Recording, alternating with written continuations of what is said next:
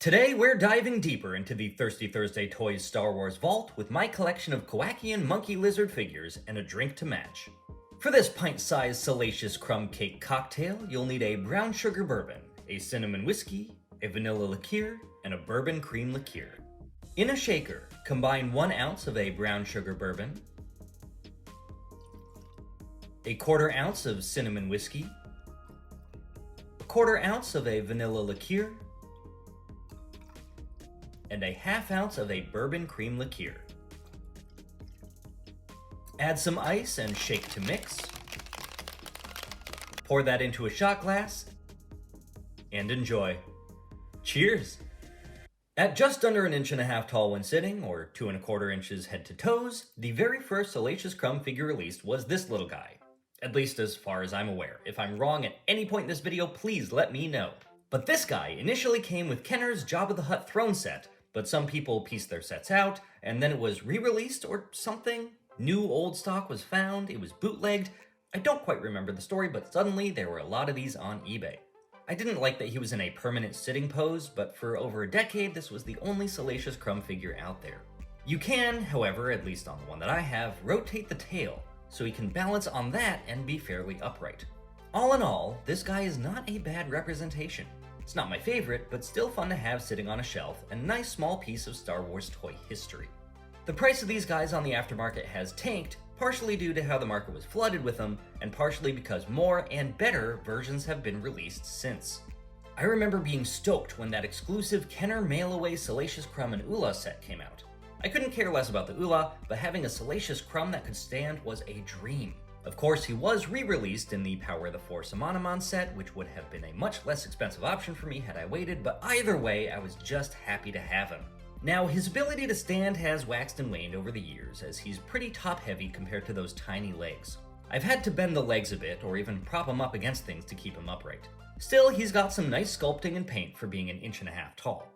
Then along came the 30th anniversary, and Hasbro gave us the C-3PO and Salacious Crumb set.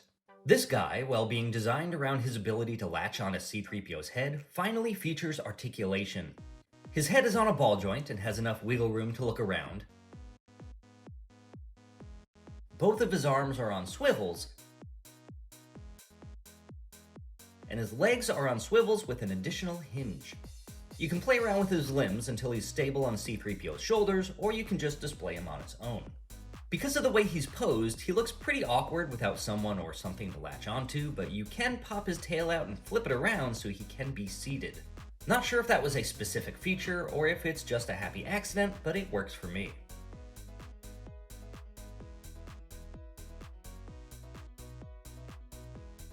Despite also being paired with 3 3/4 inch figures, it's definitely larger than the Power of the Force Salacious Crumb. I'm not sure if one of them is too big or if one of them is too small. Now, as much as I like screen accuracy, I couldn't say no to the Black Series Holiday Edition Salacious Crumb. Cast in green, this guy features some white painted accents to be like an elf or something. In Black Series fashion, this guy features a swivel and hinge at the base of the neck, swivel and hinge at both shoulders, swivel and hinge at both hips,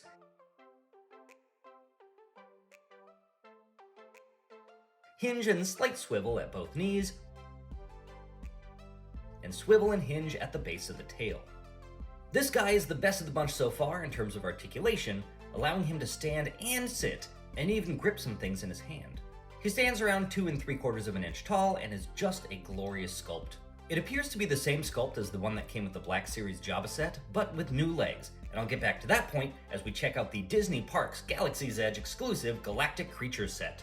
Retailing for somewhere in the $35 to $45 range, this set comes with a Minoc, a couple of Porgs, a Bogling, and 2 Kowakian Monkey Lizards. These are far and away my favorite.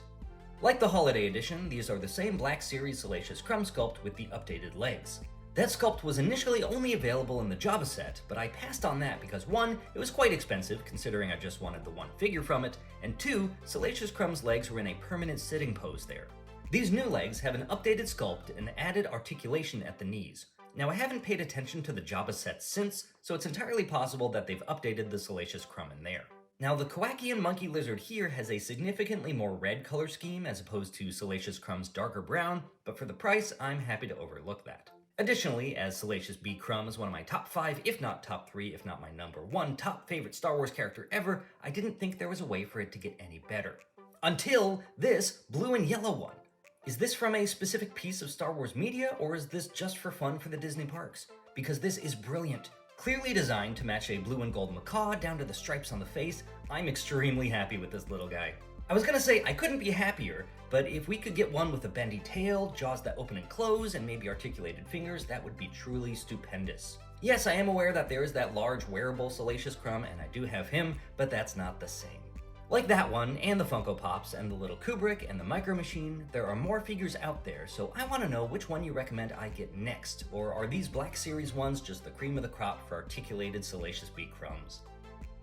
I want to wish us all the best of luck on our hunts. Thank you for watching, and may the Force be with you as you please drink responsibly.